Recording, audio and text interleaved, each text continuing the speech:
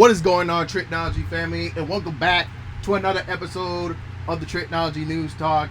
And today, I gotta say, man, I had a very busy weekend, y'all. Had a very busy production gig, y'all. I can't tell y'all what it is. I'll tell you probably about in a month or two what it's gonna be, but I can't tell you right now. All I gotta say is I wore out. But it turned out, but the production shooting went good. That's all I got to say. But besides from that, we got a lot of news to talk about. A lot of news to talk about. So let's get into it, shall we? So the first one on our top of the list is that we finally got a date for next year's Oscars for 2023, and Variety says that is now that the 95th Oscars will be held on March 12th of 2023. The ceremony will mark a second year in a row that the Academy Awards have taken place in March, with this past year edition occur in March 27th. As you guys already know, the Oscars normally be in February, but now it's in March, as it is. So it's going to be very interesting, and let's hope we don't get any more drama that we had this year, if you know what I mean. But moving on aside from that, let's get into some more news, shall we? So, we had our first look of Thor and Jade, aka the Mighty Thor, together in Love and Thunder. So, this is what Empire had to say regarding the first look photo. It has been 8 years, which means that that Thor and Jay has been seen on screen. The last time they was on screen together, that was the second movie, The Dark World, which is everyone's least favorite Thor movie. But it is what it is. But Waddy tells Empire she had a whole other life, and then the love for your life comes back on the scene and is now dressed like you. It is a real mindfuck for Thor. The note of Jay wielding Thor's hammer was first explored in Jason Aaron's acclaimed comic run, The Mighty Thor, back in 2015. I don't know where we're going to use the storyline in the Mighty Thor character until we start working out the actual story, says Weedy of Love and Thunder. I was writing, and it was like, wouldn't it be kind of cool to bring Jay back into the storyline? In doing so, the director did not want to tread a familiar ground. You don't want Natty coming back playing the same character who has walked around in a science equipment, while Thor is flying around. She is left on Earth tapping her foot going, when it's going to be back, that's boring. So, I just want to know how she was able to pick up the hammer that was destroyed by Thor's sister Helen, and I just want to know how was she able to put that together. If you guys saw that in the teaser trailer, I want to see how she did that and how she actually became. Hopefully, we get in the movie to kind of explain how she was able to become the Mighty Thor. Hope we get an explanation on that. But I'm definitely looking forward to Thor: Love and Thunder, and I can't wait for this movie to come out in July. So next up we have Doctor Strange casts a massive spell in the box office. So let's see what numbers it is from Box Office Mojo, shall we? The summer blockbuster season officially kicked off over Mother's Day weekend, thanks to Doctor Strange in the Multiverse of Madness. Whooping in a 100 million domestic bow, the latest chapter in the hands over fist Marvel Cinematic Universe easily became the biggest box office debut in 2022. Trudging across town, DC's rival The Batman and its 134 million opening just 2 months ago, pulling in at 90 million on Friday alone. It was clear right off the bat that Disney's earlier or awaited follow-up to the 2016's Doctor Strange, again starring Benedict Cumberbatch in the title role, was on a record-shattering pace. By the time the dust had settled and all the receipts has been counted to 2 days later, director says Sam Raimi, first superhero film since wrapping up the original Spider-Man trilogy back in 2007, and had become the second highest grossing film in North America since the pandemic began, bested out only by Spider-Man No Way Home. But I will say this is a definitely good record, not only for Doctor Strange itself, but still for Marvel Cinematic Universe. And I definitely had my predictions on will it beat out Spider-Man No Way Home? Because I definitely said that in the previous episode. Will this movie beat out No Way Home? And I was like, yes and no, but we'll see how it goes. But it said it did beat out the Batman, which was surprising, but it didn't beat out No Way Home, and I knew that was gonna happen. But I was gonna give it a chance to see if it's gonna go. But it did make some record by itself. I will give it that. And I already did my review on the in the Multiverse of Madness. I can't spoil anything. I'll give it about, I would say, until July. I'll give it. But if you guys already saw the movie, you're probably gonna go into YouTube or go into Facebook and kind of see like, oh, where this movie gonna go to, and then once y'all guys seen it, we'll talk about it sooner or later. But hopefully we don't get no news spoiling on that. But anyways, I hope this story don't be a spoiler to you guys. But Patrick Stewart would love to return as Professor X, but should he? I say yes. But like I said, I'm not gonna spoil what happened in the Multiverse of Madness. But I say yes. I can't tell you why. But this is what Screen Rant has reported. Stewart spoke to Variety following the world premiere of the MCU sequel to discuss his decision to play the role again. At the end of the interview, Stewart is asked if there's any chance that he will play Professor X again, and he's willing to do it. Charles Xavier? Yeah, there may be, you know. The whole X-Men comic series is so huge, so invest that there might be an opportunity to which he come back, and we'll see. Now, now that the Marvel Cinematic Universe is in the multiverse, my question is, are we going to see the X-Men from the First Class? That's not going to be. I don't know. We can't predict what the multiverse is going to be, but we do know that Marvel does have rights to X-Men and the Fantastic Four. But we're going to see what happens, how that goes.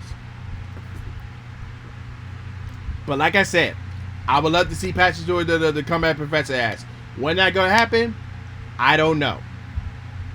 But we'll see how it's gonna go in the next 10 years. Moon Knight had Gurr the God Butcher reference, but they removed that. So this is what Jeremy had to say about that. So there was a different versions of the script where the gods were sort of talk about this thing with Gore and the God Butcher just happened. Now we have got this new problem. There was the other versions of the script where they sort out to talk about. We are hearing rumors that the guard are dying. This is not the right time to get involved. We like to try to have our cake and eat it too, but we have versions of the story that certainly tease a girl's arrival, and ones that are certain to take place in the aftermath of the movie. Ultimately, at some point, Marvel just made a creative decision. You know what?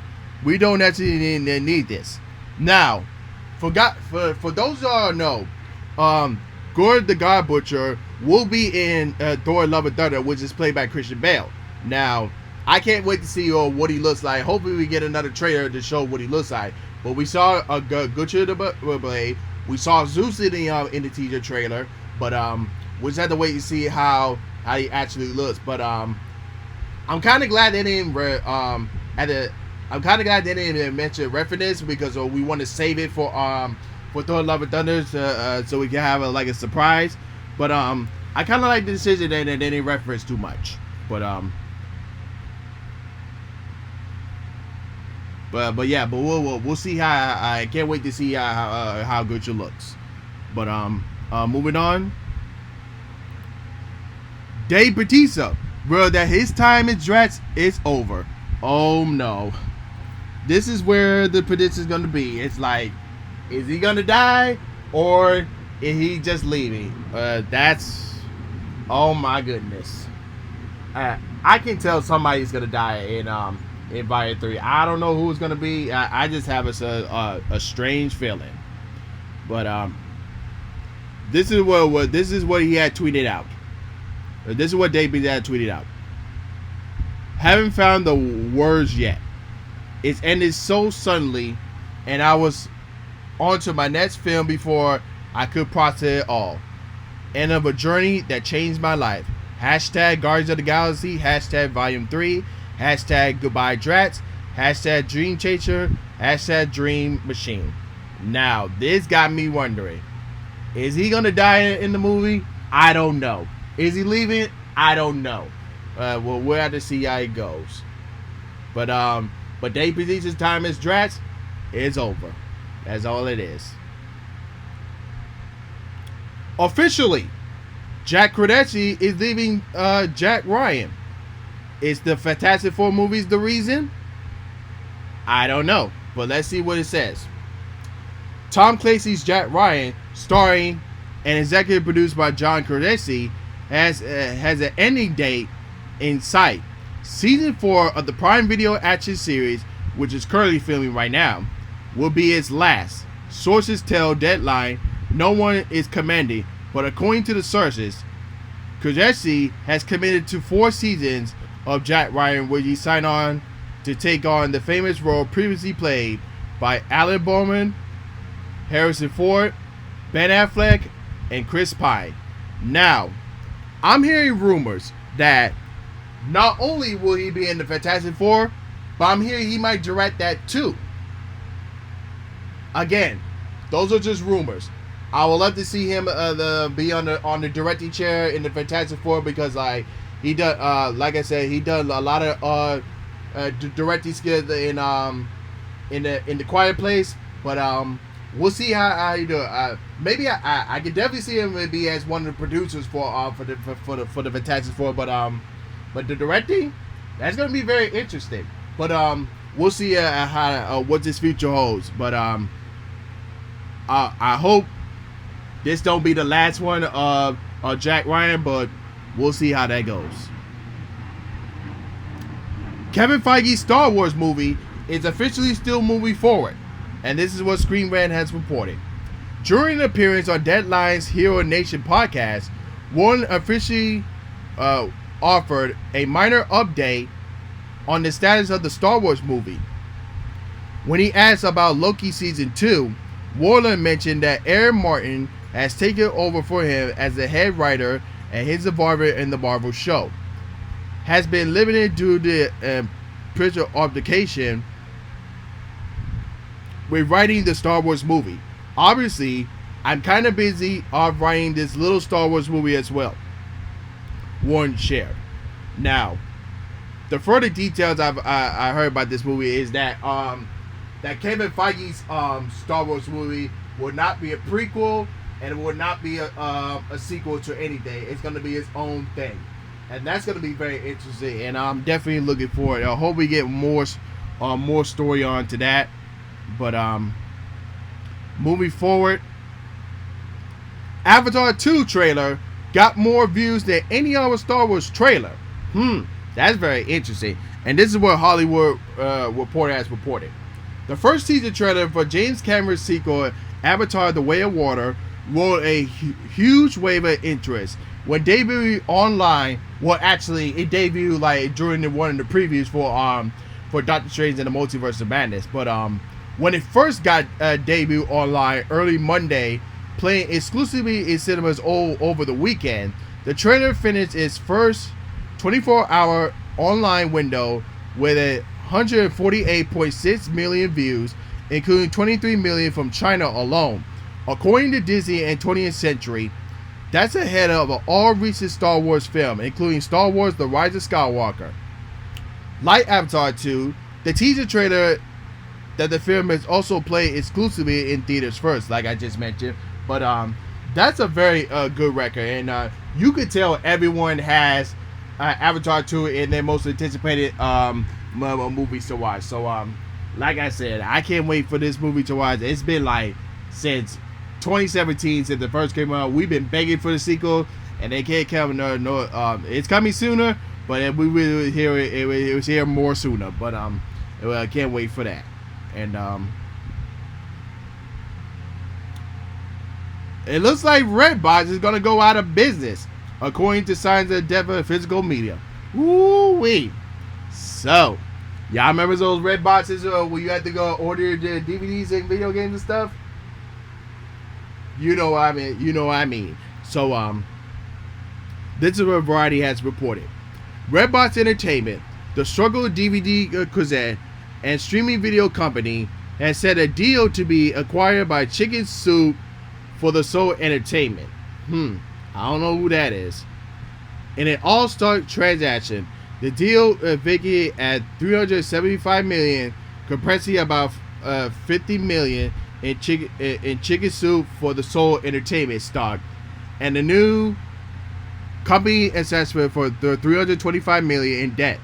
Redbox CEO Glenn Smith commented, "By joining forces, we are encouraging Redbox transition for a physical to a high-growth digital media company and be the only entertainment provider truly focused on value and consumers." So, I don't know what the new deal is going to be, but we'll just have to wait to see how it's going to go and what will be the actual future for Redbox. Thor's Christian Bale, it will be considered as the best villain Marvel has ever had, says T.T. Watson. And I must say, we haven't seen a first look at him, but I can definitely agree with what he's saying. So this is what Movie Rev has reported. Aside from calling the Thor and Love and Thunder fantastic and cooler than he ever expected, Taiji Watson has further hype of the sequels by heaping up praise for the villain's debut of the Academy Award winner Christian Bale. It is great, really fun, weird little group of heroes.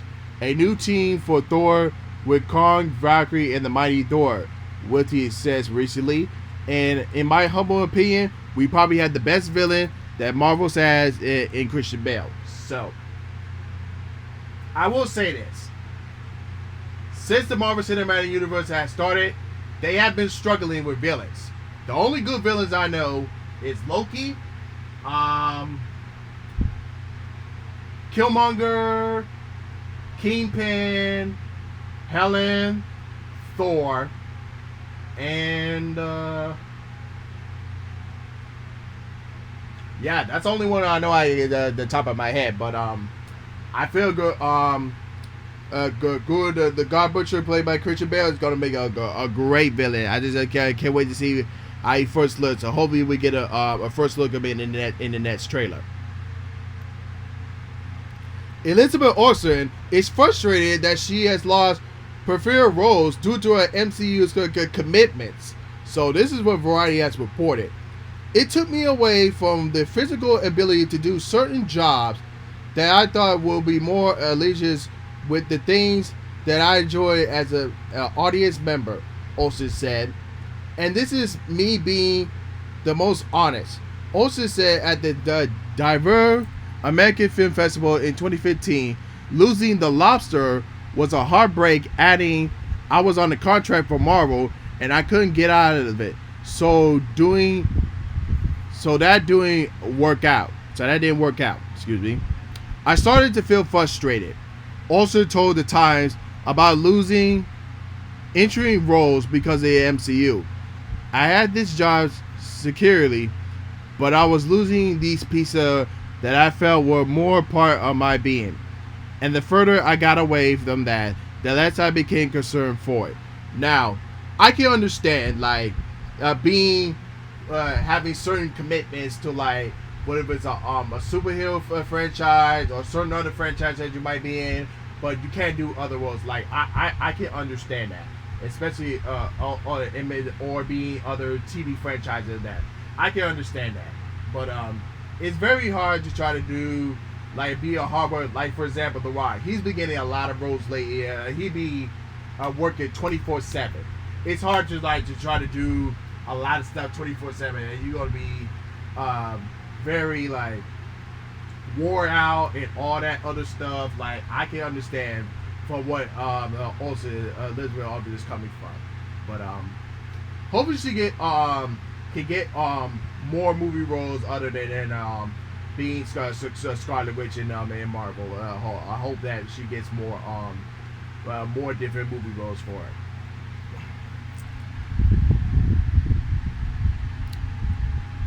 And speaking of The Rock, Dwayne Johnson will place Will Smith in the Aladdin 2 reports. But is this legit? I don't know. But let's see what Inside the Magic has reporting. Several outlets are reporting Dwayne Johnson could take over the role as Genie in the sequel.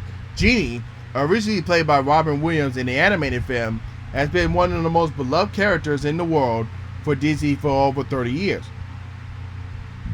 Several Will Smith projects has been either canceled or postponed since the incident at the Oscars.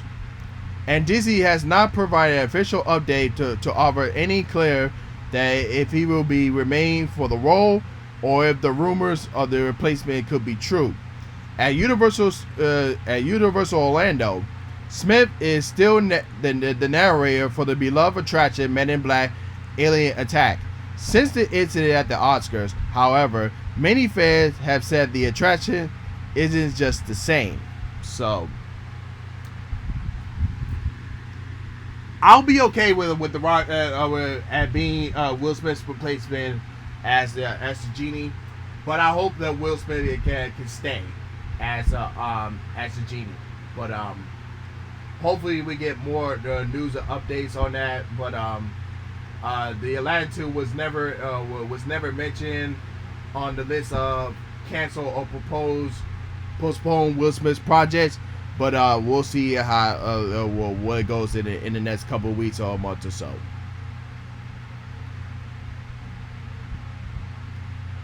And then back to the Kevin Feige Star Wars film story. We got another report saying from Screen Rant, and this is where they had that conversation.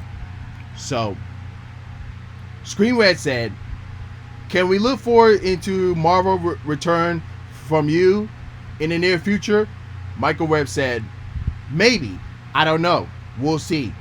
I'm very busy right now in the galaxy far, far away."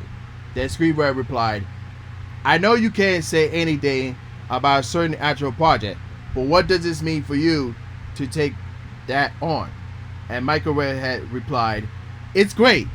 It's a dream come true. In some ways, it's freeing because it's not necessarily a sequel to anything. There's an opportunity to breathe a little bit and doing something that feels really original, and beyond that, it's just fun." So that was the conversation that Michael Webb and Screen Rant had regarding the Kevin Feige as a Star Wars film.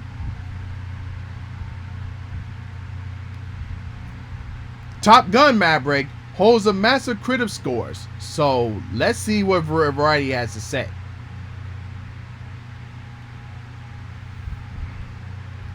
One can argue that our new post-Cold War world didn't need a Top Gun sequel. Tom Cruise himself once isn't that as much, but one would be wrong to do so. Building on the 3-part steel to 1-part corn equally that director Tony Scott so effortlessly said 36 years earlier. The new film more than mirrors existence, mirroring Cruise's character Pete Maverick Mitchell in pushing the limits of what the machine can do. The machine in this case being cinema would take to the skies as no blockbuster has before. Now, I am definitely looking forward to this movie. I want to see how if it's going to be good or better than the first one, but we'll see how that goes. Sam Ritchie confirmed a new Dart film in the works. So, let's see what the Rap has to say. The Rap asked Ridley if he's ever thought about a Darkman Legacy sequel. And much to our surprise, the answer was yes. Yes, Universal is talking about a Darkman sequel. There's a producer attached, Remy confirmed. I haven't heard the story yet or gone into it, but I have been so busy with this movie, but I think it would be cool, good consumers. Now, let's see if this one gonna be as good as the other one, or better. We'll see how that goes. Adam Driver to lead a Francis Ford Coppola new film. Malupa, sorry I pronounced that name, but this is what Screamer has reported. According to the THR, Malupa has cast Adam Driver, Natalie Email, Lauren Fishburne, John Vaught, and Forrest Whitaker, set in a modern day New York, but told like a grand epic similar to Ben Hur. Cooper is self-financing Malupas himself, in which reporting has a budget for that range from $100 to $120 million. Cooper has sold his whining to help fund the film, and at that time was looking at stars like Oscar Isaac, Zendaya, and Kat Blanchett. Most recent, Robert Duvall, who had started in the four Cowboys film, said Christian Bale was being considered for the lead role. But let's see how that's gonna go. But moving forward from that, CW canceled a swarm of shows as the Zimmer continued to cut. And this is what TV Insider has reported. The network has canceled Charm at the 4 seasons, Destiny at the 5 seasons, In the Dark at its 4th season, premiering on June 6th, Legacy at the 4 seasons, marking the end of the Vampire Diaries franchise, Roswell, New Mexico at the 4 seasons, also premiering on June 6th, 4400 after its first season, and DC's Naomi after its first season. This news came after the DC's Legends of Tomorrow and Batwoman were canceled after season 7 and 3 respectively. At the end of April, news of both cancellations came via executive producers' statements on social media. The CW has yet to announce if DC's Stargirl, returning for the 3rd season, will be renewed or canceled. Now listen, I haven't watched the Vampire Diaries in a long time. I don't know about them other shows. And as far as the DC CW shows, it really hasn't been the same since Arrow had left. I can honestly say that it hasn't been the same. So after that, after Stephen Quill, the Green Arrow had died, it hasn't been the same anymore. I'm sorry, but it is what it is. I don't know if CW, or I don't know what CW is gonna do, but it looks like they're going out of for looks of it, they look like they're out of ideas. I don't know what they're gonna do. And then lastly for today, investigation shows that Twitter bots rigged the Zack Snyder's fan favorite Oscar wins. And this is what Heroic Hollywood has reported. For the cheers-worthy moment, Zack Snyder's Justice League won the Oscar Twitter poll for when The Flash entered in the Speed Force. His Netflix film Army of the Dead won fan favorite film to 2021. Now, however, it appears that both of these Oscar polls was rigged. According to a report from the Wrap, the majority of these who voted in the two Oscar categories were anonymously web programmed. Report from the team at Binder, a hashtag alleges track tool revealing that the most active contributes to both pulled and made up for these programs that cast thousands of fake votes of Army of the Dead and Zack Snyder's Justice League. David Carisi, a University of Maryland professor, agreed with the majority of the pro Zack Snyder's accounts did not appear to make it by the human user. Now, that's very interesting to see how that is. But